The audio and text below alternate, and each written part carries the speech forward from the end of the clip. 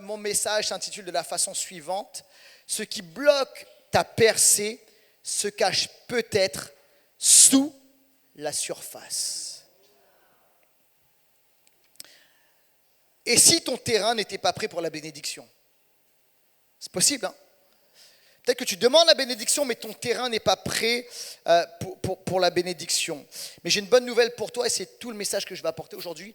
L'onction fait trembler des fondations invisibles qui soutiennent un environnement afin de maximiser le développement du royaume de Dieu. Je vais le redire. L'onction fait trembler les fondations invisibles souterrains qui soutiennent un environnement afin de maximiser le développement du royaume de Dieu. On va lire la parole de Dieu ensemble. Acte 19, versets 18 à 20. Voici ce qu'il est écrit. Alors, il y a un mouvement à Éphèse. Alors, Dieu commence à agir à travers l'apôtre Paul dans cette ville d'Éphèse. Et il y a des délivrances qui se produisent. Il y a des gars, les fils de Séva, il leur arrive une histoire un peu comique. Ils ont vu Paul accomplir des délivrances et ils se sont dit, on va faire la même chose. Ils sont appelés des exorcistes ambulants. Alors ils vont vers une femme qui est bien démonisée.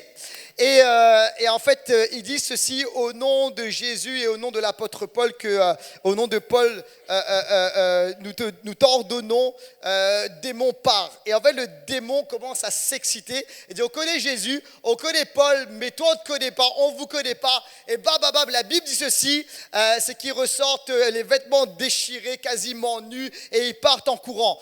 Gloire à Dieu, il n'y avait pas encore YouTube ni les réseaux sociaux à l'époque. Ok ? Et la Bible nous dit ceci, donc on va lire au verset 17. « Cela fut connu de tous les habitants d'Éphèse, juifs et non-juifs. La crainte s'empara de tous et on célébrait la grandeur du nom du Seigneur Jésus. Beaucoup de croyants venaient reconnaître publiquement ce qu'ils avaient fait.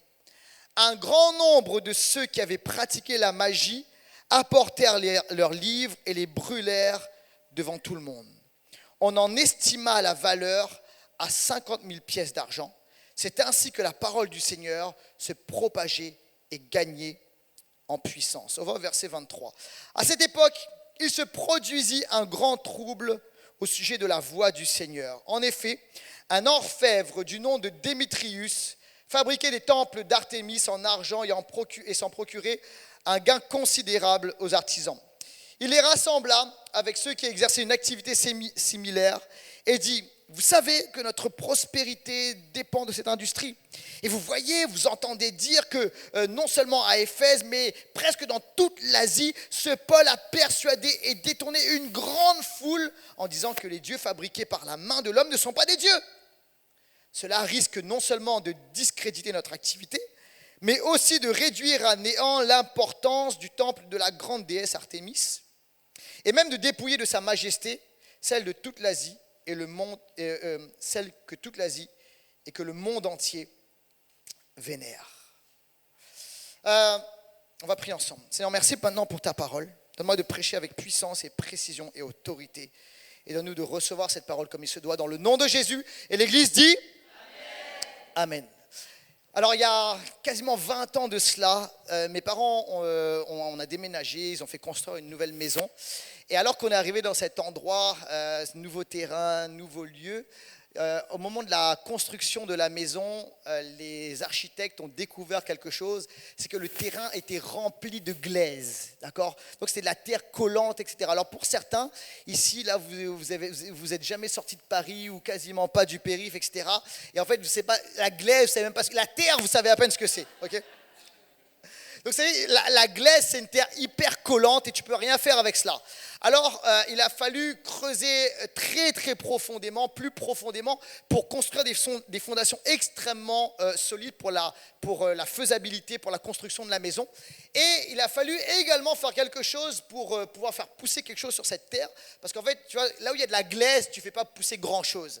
Alors, il a fallu faire venir de la nouvelle terre et il a fallu travailler cette terre avec la glaise. Et moi, je me souviens, pendant tout un été, adolescent, j'ai détesté faire ça. Mais je travaille avec le motoculteur. Vous savez ce que c'est un motoculteur? Donc tu plantes une machine là avec un moteur dans la terre et ça tourne et tu retournes la terre et tu retournes la terre.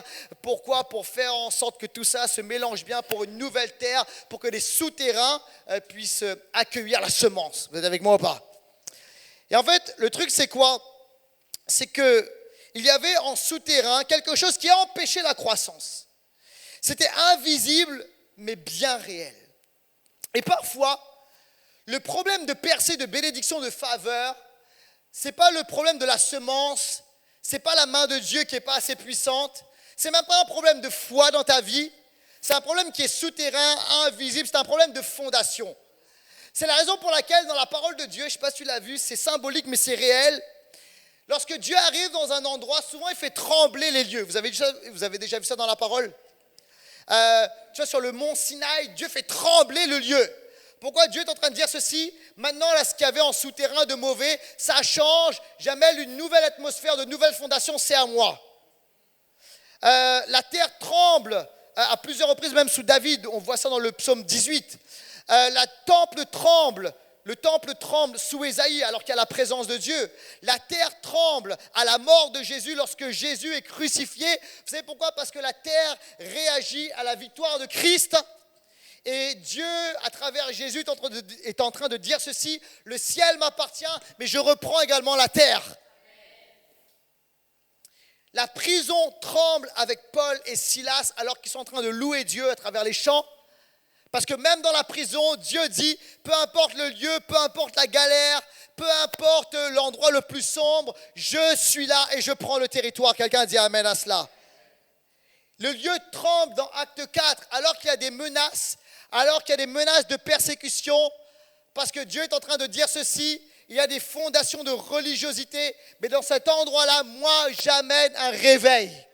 Et actuellement, peut-être que dans ta vie, c'est en train de trembler. Ça bouge dans tous les sens. Et tu te demandes pourquoi est-ce que ma vie est en train de trembler? Pourquoi est-ce que je sens de l'insécurité? Pourquoi est-ce que je sens les choses bouger? Parce que Dieu est en train d'établir ou de rétablir de bonnes fondations dans ta vie, où Dieu dit, tes fondations, ta vie n'appartient pas à Satan, elle m'appartient et je vais amener la faveur, la croissance, la percée, la bénédiction. Mais pour accueillir cela, il faut un souterrain, il faut des fondations, il faut que tu puisses être appuyé sur quelque chose de solide et de fort. Donne-moi un bon amen à cela et applaudis Seigneur s'il te plaît. Et en fait, le tremblement est le langage physique d'une réalité spirituelle. Dieu est en train d'envahir un territoire.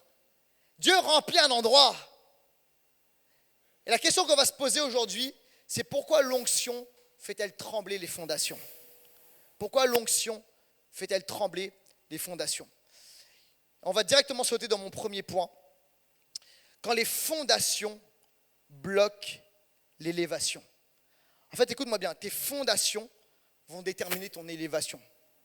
Tu vois, si tu veux construire un bâtiment très haut, tu es obligé de creuser en profondeur. Tu vois, plus c'est haut, plus il faut creuser en profondeur. Et tu vois, un iceberg, la partie visible, c'est seulement 1/3.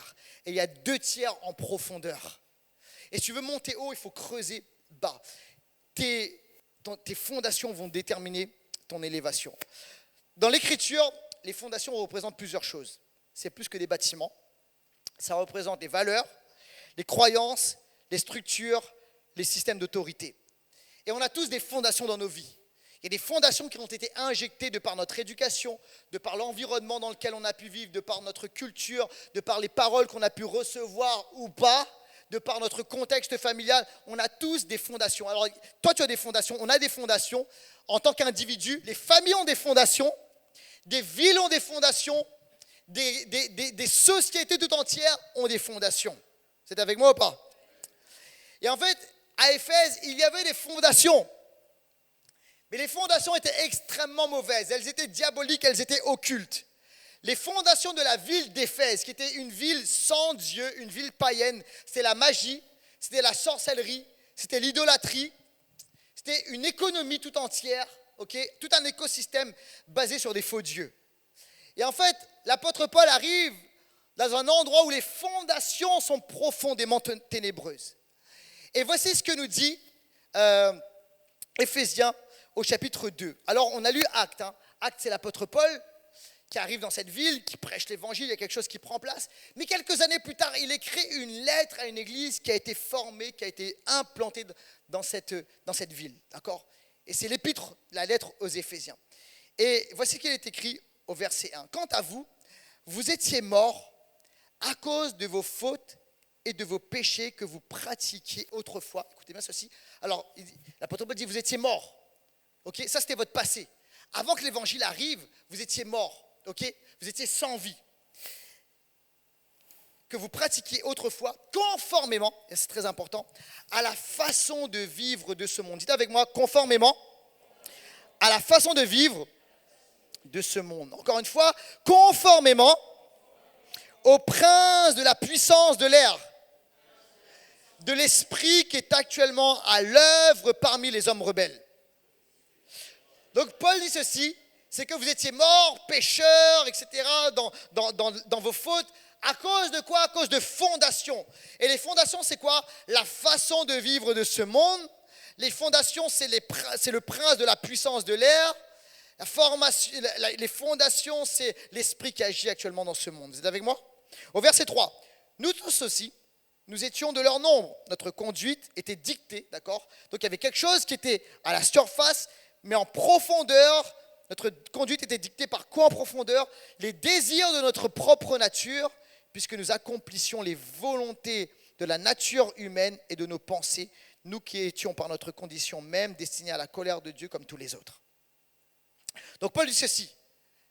À Éphèse, il y avait des fondations diaboliques, démoniaques, et il y avait d'autres choses. C'était le style de vie de ce monde.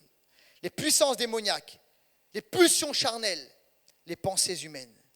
Et en fait, les conséquences de ces fondations sont la mort, les fautes, le péché, autrement dit, toutes les malédictions.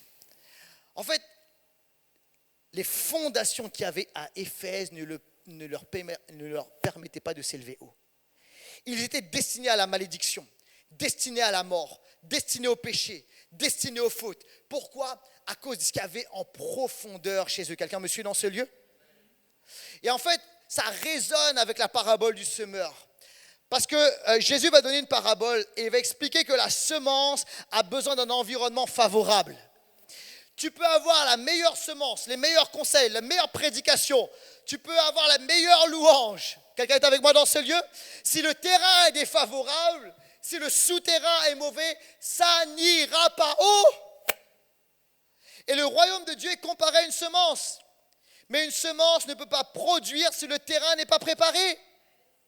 Écoute-moi bien, le réveil, ce n'est pas juste sur la puissance de la parole.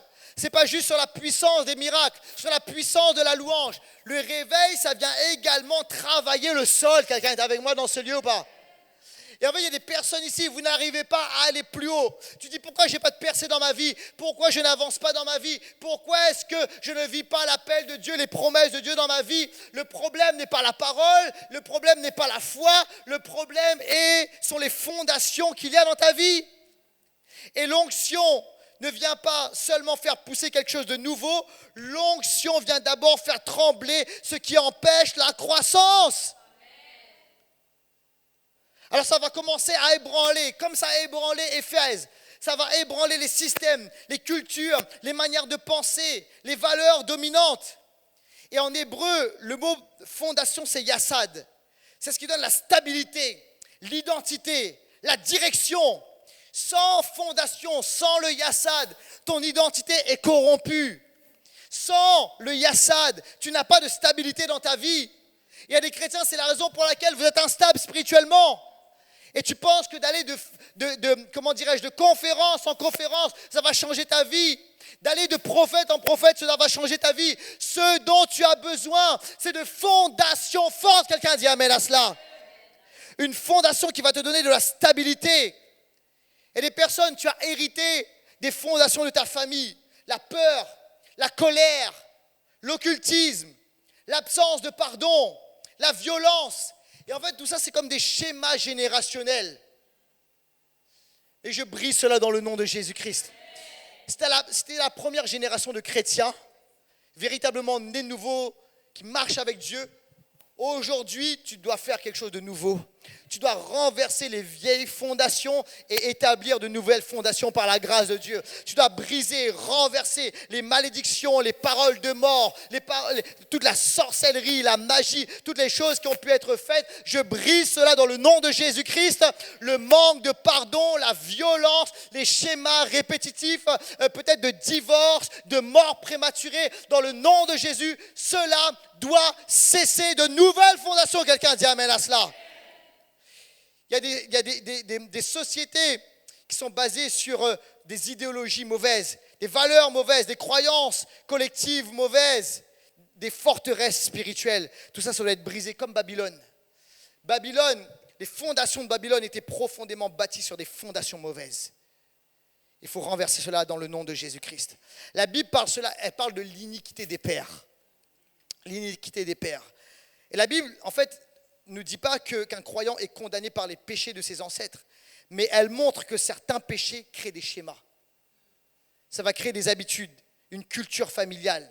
Je donne des exemples même bibliques.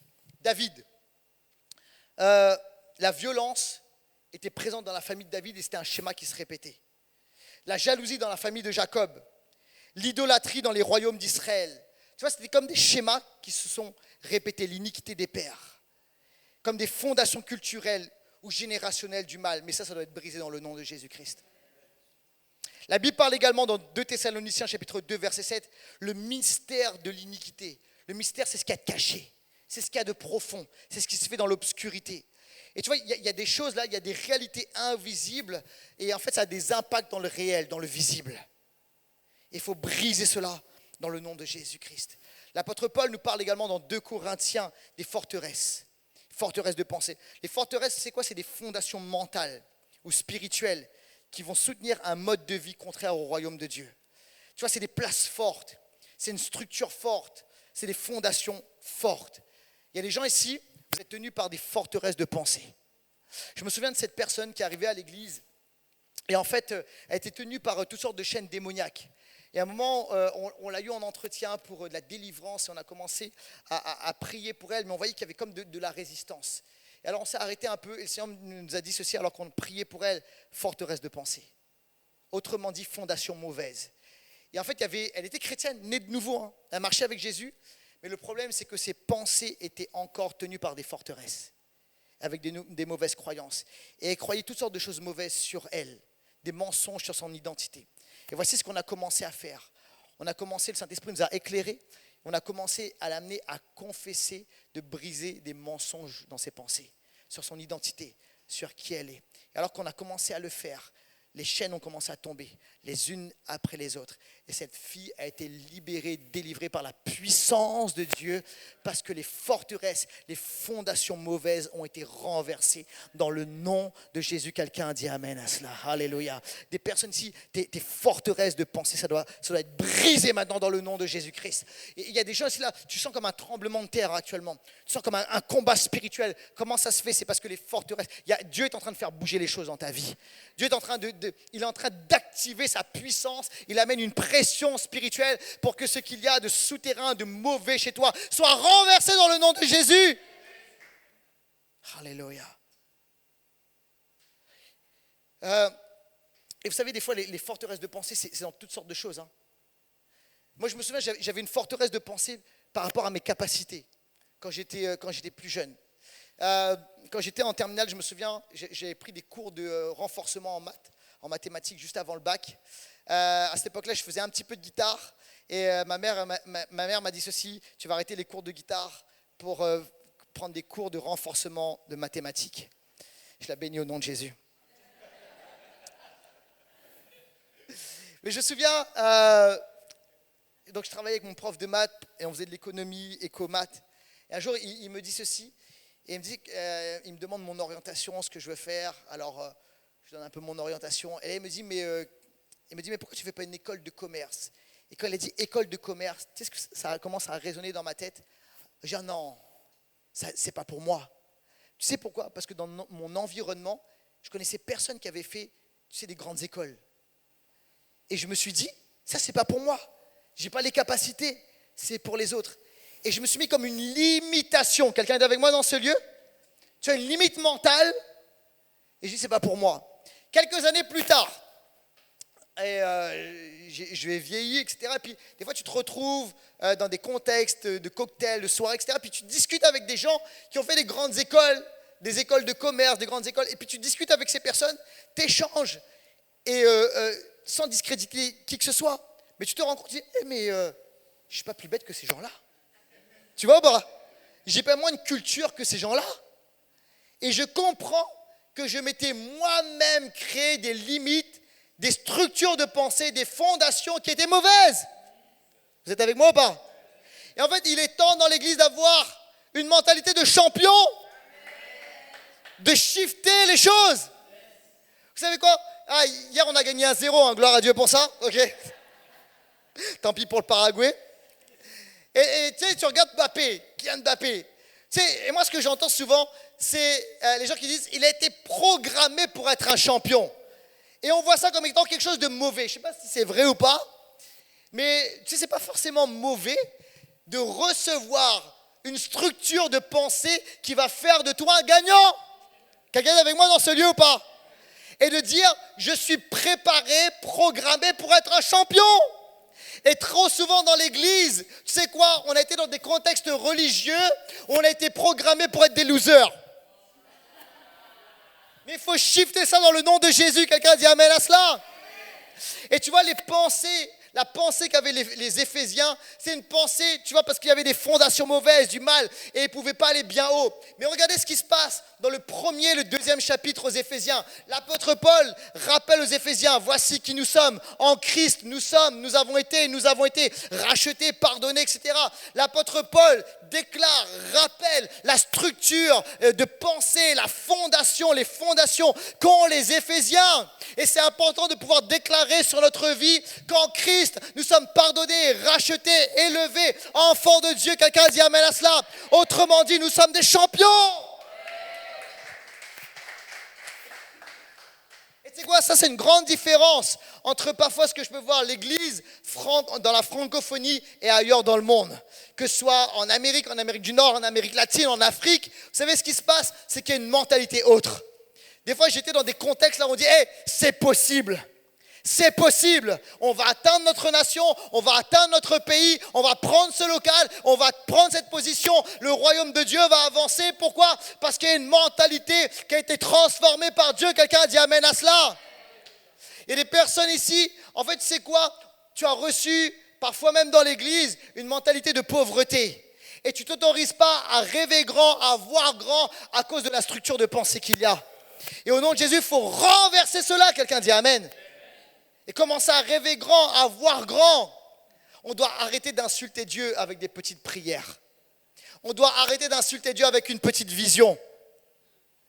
Dieu va poser chez toi et en toi des fondations puissantes et fortes. Alléluia. Tu sais quoi? Quand tu commences à déclarer et à croire, à poser des fondations fortes, tu sais quoi? Ça marche. Je le vois chez mes enfants. Des fois, je regarde Chut, il ne faut pas lui dire. Des fois, ma fille, elle a un comportement de princesse. Tu vois? Je dis, mais d'où ça vient? Ça vient de moi. Tu sais quoi? Elle ne savait même pas encore parler. Elle ne comprenait même pas encore. Bébé, tu sais, je déclarais au nom de Jésus, tu es une princesse. Tu es belle, tu es forte, tu es intelligente. Tu es capable de faire de grandes choses. J'arrête pas de déclarer ça. Tu es une princesse, une guerrière, etc., etc. Et tu sais, quand tu dis ça, tu déclares ça constamment. Tu sais ce qui se passe? Elle l'intègre, elle le croit, elle le reçoit et elle agit telle qu'elle. Vous êtes là ou pas? Tu sais pourquoi j'ai fait ça? Parce que je ne voulais pas qu'un jour, tu sais, le diable à travers quelqu'un, un garçon, tu sais, commence à lui mettre des paroles, tu sais, toutes sortes de paroles dévalorisantes, auxquelles il n'a jamais entendu cela. Puis le gars, avec des mauvaises intentions, lui dit t'es une princesse pour pouvoir. Tu comprends? Et en fait, je veux déclarer t'es une princesse, que son père pose cette fondation. Du coup, quand il y a un gars qui va lui dire t'es une princesse, il dit je sais. Il va falloir plus que ça. Tu comprends ou pas? Deuxièmement, quand Dieu secoue les fondations. Dieu, des fois, est un planet checker. Vous connaissez le groupe? Dieu vient secouer la terre, la planète, et il vient secouer ta terre. Le réveil amène un tremblement des fondations spirituelles d'une famille, d'une ville, d'une culture ou d'une génération. Il y a des personnes, là actuellement, peut-être tu dis, j'ai donné ma vie à Jésus, je ne comprends pas, ça tremble dans ma vie. T'inquiète pas, c'est normal. On ne te l'avait pas dit, enfin c'était les petites lignes sur ton, tu vois, le baptême. Tu as pris ton baptême, puis tu n'as pas bien lu les petites lignes du contrat, ok? Alors, on ne t'a pas dit, mais tout n'est pas toujours rose. Tu sais pourquoi? Parce que ça va trembler Dieu. Et en fait, tu dis, c'est le diable. Ce n'est pas forcément le diable. Il y a un peu du diable, mais des fois, Dieu lui-même fait trembler les choses. Et tu sais pourquoi Dieu va secouer les fondations? Parce que Dieu veut convertir ton cœur et tes pensées. En fait, lorsqu'on devient chrétien, c'est notre esprit qui est régénéré. Mais tout ce qui est notre cœur, nos pensées, tu vois, notre fort intérieur, ça doit être converti. Quelqu'un est avec moi dans ce lieu? Et des fois, on a oublié ça. On a oublié que, tu sais, quand tu nais de nouveau, c'est ton esprit, mais tu as besoin de passer par le renouvellement de l'intelligence, la conversion de la pensée. Et c'est pourquoi Dieu amène un tremblement. Il amène quelque chose de nouveau. Alors, en fait, c'est quoi un tremblement de terre? Il se passe quoi? Dans un tremblement de terre, il se produit 4 étapes. La première étape, c'est une pression invisible qui va s'accumuler sous terre. Pendant parfois même des années, les plaques tectoniques, d'accord, poussent l'une contre l'autre. Et alors, on voit parfois rien en surface, tout semble normal, mais en profondeur, il y a des choses là, d'énormes tensions qui s'accumulent, il y a du mouvement sous terre. On ne le voit pas, mais il y a des choses qui se passent. Okay? Deuxième étape, une faille finit par céder. Alors, il y a tellement de pression sous terre qu'à un moment, il y a un point de rupture qui arrive. En fait, l'énergie, là, la pression accumulée est soudainement libérée à l'extérieur et on voit des failles qui commencent à arriver. Troisièmement, les ondes vont se propager. Tu vois, la terre va commencer à bouger et il va y avoir un mouvement souterrain mais qui va devenir visible et le sol va trembler. Et quatrièmement, des fissures apparaissent. Ce qui semblait solide révèle ses faiblesses. D'accord? C'est pour ça qu'on va avoir des routes fissurées, des bâtiments fragilisés, d'anciennes structures même qui vont s'effondrer. Pourquoi? Parce que ce qui n'est pas solide va s'effondrer. Et en fait, c'est exactement ce qui se passe avec Dieu. Lorsque Dieu arrive dans une vie, tu sais quoi? C'est comme des plaques tectoniques là, qui vont se mettre la pression. Dieu arrive avec son royaume. Il y a le royaume des ténèbres dans ta vie, mais Dieu arrive avec son royaume et il va commencer à pousser. Il va commencer à dégager les choses. Des fois, il y a des personnes qui me demandent, oh, est-ce qu'un chrétien peut avoir affaire avec du démoniaque? Oui, un chrétien peut avoir affaire avec du démoniaque. Ça veut dire qu'il cohabite? Non, c'est ça le problème. C'est qu'il ne cohabite pas, c'est qu'il y a un fight intérieur. Tu sais, le problème, c'est que souvent on a dit, quand on parle de ça, certains ils imaginent, tu sais, un démon et le Saint-Esprit, tu es en train de regarder le match de foot ou Netflix, commander une pizza et ils cohabitent ensemble. Non, non, c'est pas ça. C'est en fait, tu sais, le Saint-Esprit qui rentre sur le ring, d'accord, ou sur un octogone et qui commence à dégager les démons qu'il y a dans ta vie. Alors, ils sont ensemble pour un moment, mais le Saint-Esprit est en train de les dégager. Quelqu'un est avec moi dans ce lieu? Et ça va créer des tremblements de terre. Ça va créer comme du mouvement. Ça va créer comme du remue-ménage à l'intérieur. Ça va créer comme des ondes. Et c'est ce qui s'est passé à Éphèse. Quand le réveil a éclaté à Éphèse, ça, c'est très important de le comprendre. Tu sais, le réveil, ce n'est pas juste des individus qui sont sauvés. Ça, c'est la vie normale. C'est le temps normal chez un chrétien. Le réveil, ça va vraiment impacter la société. Vous êtes avec moi ou pas?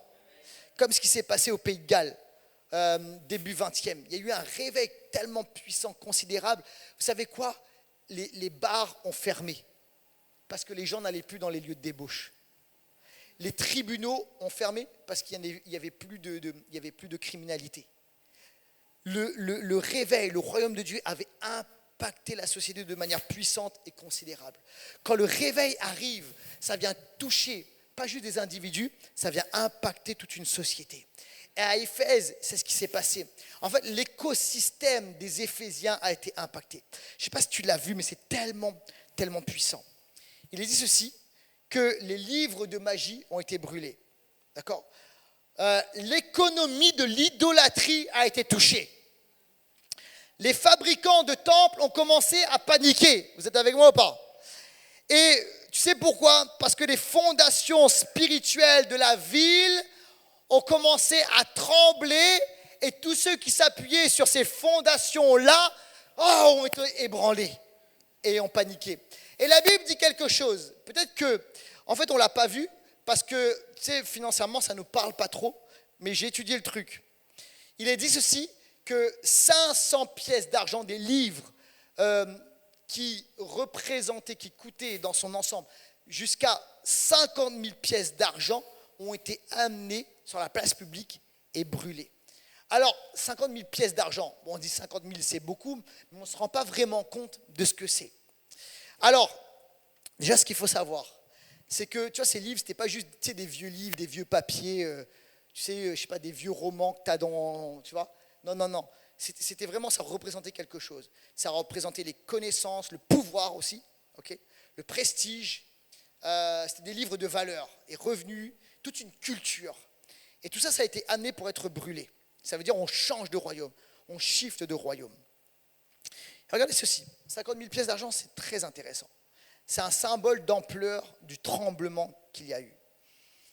Ce qu'il faut savoir, c'est qu'une pièce d'argent, à l'époque, si on comment dirais-je, on fait une comparaison avec notre époque, une pièce d'argent, c'est une journée de salaire d'un ouvrier. Okay, donc on peut dire qu'une pièce d'argent, aujourd'hui, si on se base sur notre économie ici en France, on dirait que c'est à peu près 120 euros, 100 euros, 120 euros net. C'est à peu près une journée de travail en France. Ça va avec ça? Okay. Si tu fais un calcul très très simple, ça veut dire que 50 000 pièces d'argent, tu fais un calcul très simple, on avait dit une pièce d'argent égale à peu près 100 euros, 120 euros, c'est 5 millions d'euros, ou on peut aller jusqu'à 6 millions, voire même 7 millions d'euros. En fait, tu vois, ce n'était pas juste quelques livres, là, des vieux livres que tu peux, tu sais, on revend sur le Bon Coin, je ne sais pas trop quoi. Non, c'est pas ça. Tu vois, tu revends à 3 euros sur le Bon Coin. Il y avait jusqu'à 5 000, entre 5 000 et 5 millions et 7 millions d'euros qui ont été brûlés devant la place publique. Tu vois. Et en fait, c'est tout un business. Les gars se sont énervés. Tu vois, le Démétrius, là, il s'est énervé parce qu'il s'est dit, les gars sont en train de tuer mon business. Tu vois, ils sont en train de tuer ce qui fait rentrer la moula. Tu vois, la moula à l'argent, vous comprenez là? Tu vois?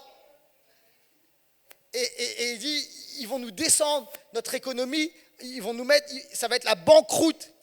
Et il faut arrêter ce pôle, il faut arrêter ce mouvement, parce qu'ils sont en train de faire bouger, il y a un tremblement de terre économique, ils sont en train de faire bouger littéralement nos fondations. Tu vois? Donc le réveil a touché plusieurs millions d'euros de pratiques occultes. Tu vois, ce n'était pas juste quelque chose, une petite émotion, un petit truc. C'est tout un système économique, c'est toute une industrie. Quelqu'un dit amen à cela? C'est comme si aujourd'hui, tu vois, en France, l'évangile, elle est tellement... Tu sais, il y a une accélération. Quelqu'un me dit, il va y avoir une accélération de l'évangélisation. Quelqu'un, je crois cela, amen. Et un tel mouvement, une telle accélération, que tu vois, l'industrie de la pornographie est obligée de céder. Vous êtes là? Et alors, il va y avoir de la panique, il va y avoir de la peur. Quelqu'un est avec moi dans ce lieu?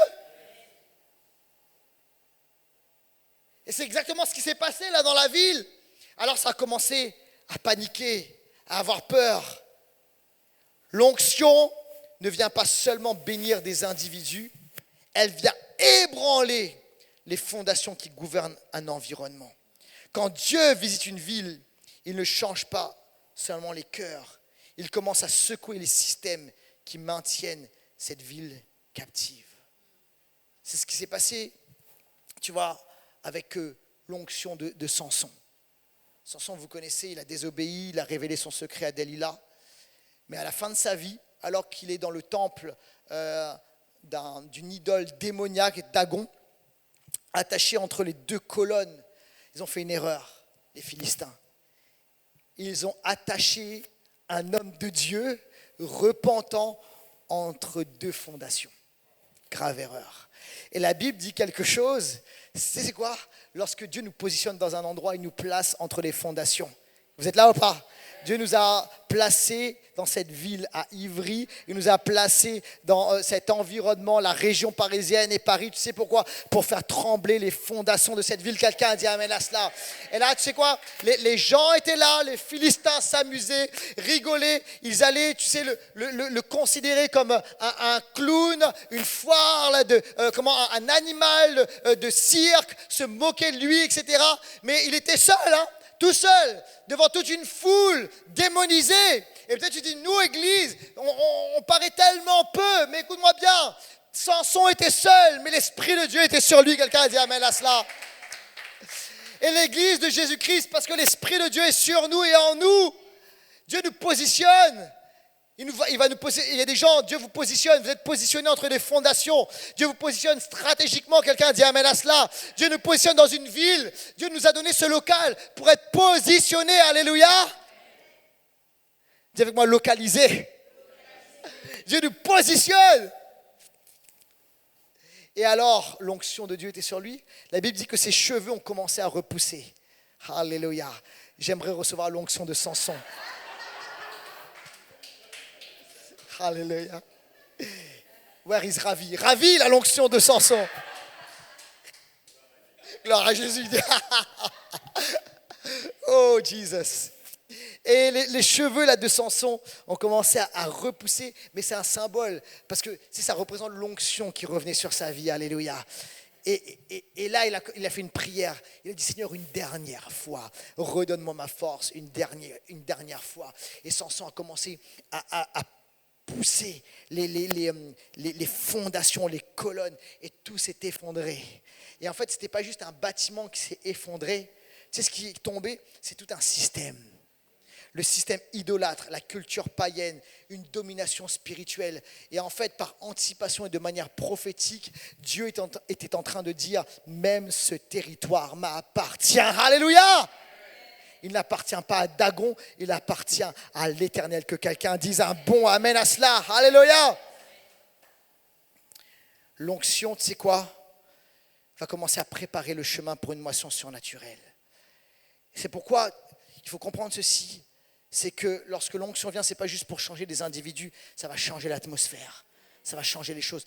C'est l'onction de Samson, mais c'est également l'onction de Jean-Baptiste.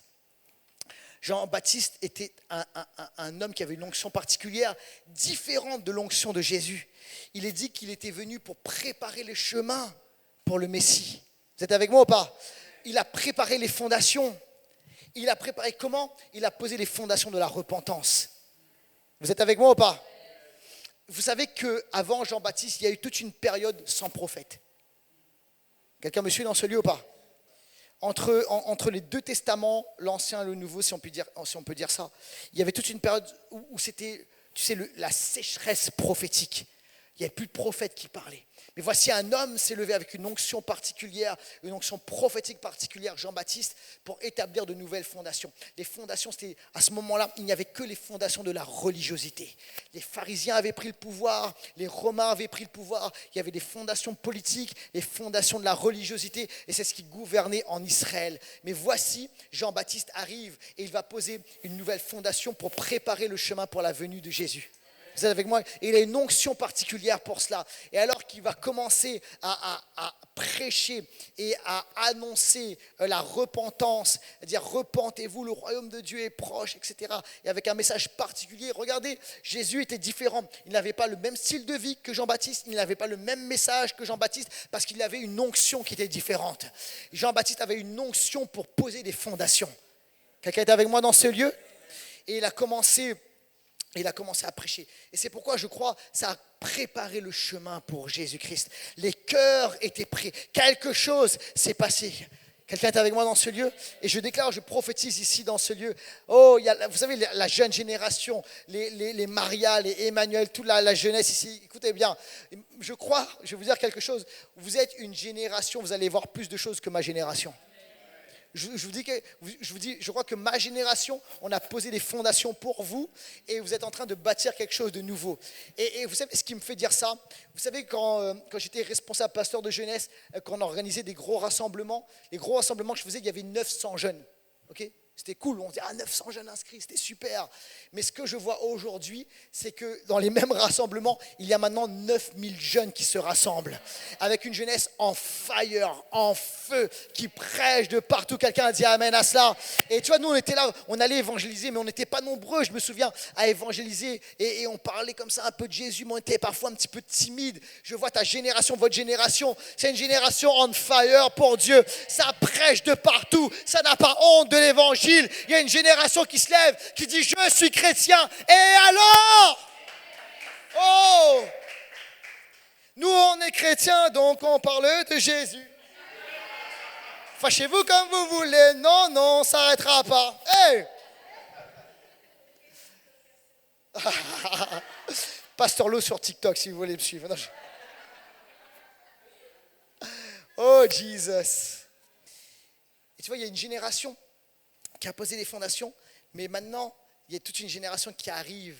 Ça va être la génération où on va voir, tu sais, l'évangile remplir tous les pans de la société. Quelqu'un a dit amen à cela. Alléluia. Je finis avec deux choses, deux histoires. Enfin, deux points. La première histoire, vous la connaissez, celle du fils prodigue. Je veux dire ceci, c'est très important de poser des fondations. Parents, posons des fondations dans la vie de nos enfants. Vous savez pourquoi? Les fondations, c'est ce qui peut sauver la vie de nos enfants. Tu dis, le choix de suivre Jésus leur appartient, mais des fondations, ça peut sauver leur vie. L'histoire du fils prodigue. Vous connaissez l'histoire du fils prodigue? À un moment, il s'éloigne du père, il fait son choix. Il avait tout, c'était même pas de la faute du père. Des fois, vous savez, il y a des enfants qui peuvent s'éloigner de Dieu. Pourtant, tu leur as donné une bonne éducation, tu as tout fait, mais il s'éloigne de Dieu. Le fils prodigue, il avait tout, mais il s'est éloigné de son père. Mais regardez ce que dit la Bible. Alors qu'il était loin, il aurait aimé manger la nourriture même des porcs. Il dit, la Bible dit ceci, c'est qu'il rentra en lui-même. Autrement dit, si je traduis avec les mots de mon message en 2026, il regarda ses fondations, les fondations qui ont été posées, les vérités qu'il connaissait. Et il s'est dit ceci, dans la maison de mon père, il y a de la nourriture à foison. Vous êtes là ou pas? Et il s'est dit, je vais retourner dans la maison de mon père, parce que les fondations ont été posées. C'est pourquoi les fondations sont tellement importantes. On doit bâtir la vie de nos enfants et notre vie sur des fondations puissantes. Parce que des fois, oui, même si on s'éloigne, même s'ils s'éloignent, les fondations vont nous ramener là où nous devons être dans la présence du Père. Quelqu'un dit amen à cela. Et je finis, je vais rappeler l'équipe de louange, s'il vous plaît. Je me souviens de cet implanteur d'église que j'avais été voir il y a environ 10 ans à New York. Il s'appelle John Tyson. Et c'est un Australien qui avait immigré aux États-Unis et à New York. Il était venu là-bas pour étudier la Bible et après il a implanté des églises. Et en l'espace de 10 ans, écoutez bien ceci, 10 ans à New York, okay, une ville qui est semblable à Paris, une ville très séculière, il avait implanté 12 églises vraiment significatives à New York. Okay, des églises de 200, 300, 400, 500. Et j'ai visité ces églises, c'est réel. Des fois, vous savez, on entend de belles histoires, mais quand tu vas sur place, il n'y a pas ce qu'on t'a promis. Okay, mais là, j'étais voir et j'ai vu ça. J'ai vu, il avait établi différents pasteurs, tout un mouvement apostolique. En 10 ans, c'était extraordinaire ce que j'avais pu voir. Et moi, je me souviens, on est dans un repas ensemble et je demande à John, je dis, mais est-ce que tu peux me donner un conseil? Et moi, tu sais, je voulais qu'il me donne un conseil, tu vois, stratégie, leadership, etc. Tu vois, qu'il me donne une clé, une recette, 3 étapes. Tu me comprends? Vous êtes là ou pas? Tu vois, un truc qui allait me révolutionner. Et j'étais au début un petit peu déçu, puis après j'ai réfléchi, waouh, en vrai, c'était waouh. Il m'a dit ceci, il m'a dit, tu sais, quand je suis arrivé à New York, pendant 2 ans, je n'ai rien fait. Je n'ai pas implanté d'église, je n'ai pas essayé de réunir une équipe. Pendant 2 ans, tout ce que j'ai fait, c'est que je marchais pendant des heures et des heures tous les jours dans la ville de New York et j'ai prié pour la ville, et je priais pour la ville, et je priais pour la ville, et je priais pour la ville, et je priais pour la ville. Et il m'a dit, ça a préparé le terrain pour tout ce qui allait suivre ensuite. Et là, il me dit, ok, il dit, tu le reçois? Je dis, ouais, super, merci. Il me dit, tu sais, le truc c'est qu'il y a pas mal de jeunes implanteurs qui sont arrivés et puis qui m'ont posé la question. Et quand je leur ai parlé de ça, ils m'ont dit, ok, merci, on va le faire. mais en vrai qui ne l'ont jamais fait. Et il m'a dit, tu sais quoi, c'est tellement important de préparer l'atmosphère, de préparer l'environnement pour ensuite la proclamation de l'évangile. Et c'est votre pasteur Franck Alexandre, quand j'étais à Troyes, qui me dit ça. Il me dit tous les jours, entre midi et 2, il va prier, il va marcher dans la ville de Troyes et il va prier. Il marche dans la ville de Troyes et il prie. Il prie pour la ville, il déclare des bénédictions pour la ville. Il fait sa marche de prière tous les jours pour la ville. Et l'église est extraordinaire, il y a une expansion, il y a une croissance, il y a un mouvement phénoménal. Pourquoi ? Parce qu'il y a une transformation des fondations. Et il est temps, de façon individuelle, dans le couple, dans la famille, dans notre ville, de transformer, de changer les fondations. Des personnes ici, en fait, ton mariage est bâti sur de mauvaises fondations. En fait, ce n'est pas dit de cette façon, mais les fondations de ton mariage, c'est des fondations de contrat. C'est-à-dire que, en fait, tu fais, je fais. Tu fais pas, je fais pas. Vous me suivez ? Et ça, c'est le contrat. Parce que tu vois ce que tu as vu dans le monde. Comme Éphésiens, ils vivaient selon le style de vie, le mode de pensée de ce monde. Et en fait, il faut établir de nouvelles fondations. Non pas les fondations du contrat, mais les fondations de l'alliance. Et une alliance, c'est pas pareil qu'un contrat. Tu sais, c'est pas voici ta part, voici ma part. C'est on brûle les ponts et je te donne tout. Je me donne à toi, je me livre à toi. Et si les deux bâtissent un mariage sur ces fondations-là, waouh, c'est puissant les amis. C'est avec moi ou pas ? C'est puissant. Des personnes ici, il faut changer les fondations là, sur ta vie. Parce que y a des fondations de mensonges. Peut-être c'est tes parents, peut-être c'est une figure d'autorité. Peut-être c'est ta famille, ton environnement. Il y a eu des paroles de mort sur ta vie, ça a posé des fondations mauvaises. Il faut renverser cela. Et en fait, écoute-moi bien, tu dois avoir une déclaration de foi sur Dieu, mais tu dois avoir une déclaration de foi sur toi. Voici qui tu es en Christ. Il y a des personnes ici, vous devez changer la façon dont vous parlez à vos enfants. Les paroles que vous proclamez. Et les amener à déclarer des choses nouvelles sur eux. Vous êtes avec moi ? Les shifts doivent se produire maintenant. Moi, je me souviens sur Paris, quand on a implanté à Paris, dans les premières années, je dis, Paris, c'est dur. Je me souviens d'un pasteur qui m'a dit, non, déclare ceci, Paris, c'est facile. En vrai, tu vois, humainement, je dis, c'est dur, mais tu vois, change ton langage, commence à déclarer, sur Paris, c'est facile, parce que rien n'est trop difficile, rien n'est trop dur pour Dieu. Quelqu'un dit amen à cela. Le Dieu qui a accompli des miracles, des réveils extraordinaires au Nigeria, au Brésil, je ne sais où. Et bien, c'est le même Dieu qui est sur Paris. Alors pour Dieu, c'est facile. On doit commencer à shifter, à changer les choses, à poser de nouvelles fondations. Des personnes, il y a eu des fondations de sorcellerie, d'occultisme. Brise cela, renverse cela. Peut-être qu'il y a des images, il y a des cadeaux, il y a des objets. Tu dois te séparer de cela au nom de Jésus.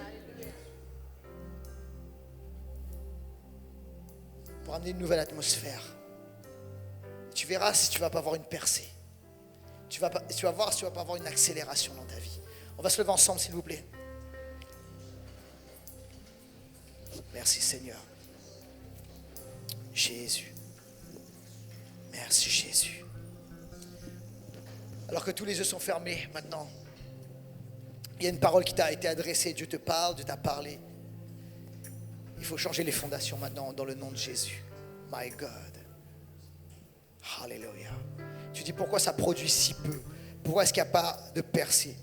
Parce que les fondations doivent être changées. Et maintenant Dieu te parle, Dieu te parle, Dieu te parle alors que les yeux sont fermés. Tu dis cette parole est pour moi, cette parole est pour ma famille, cette parole elle est pour mon quartier, cette parole elle est pour ma ville, cette parole elle est pour mes enfants. Maintenant dans le nom de Jésus je prends cette parole et je veux l'appliquer. Les yeux sont fermés, les têtes baissées. Tu dis c'est pour moi. 3, tu lèves ta main. 1, 2 et 3. Maintenant réponds à la parole. Oui, oui. Waouh. Lève ta main. Ouais, merci Jésus. Pour ton mariage, pour ton couple, pour tes enfants. Merci Seigneur.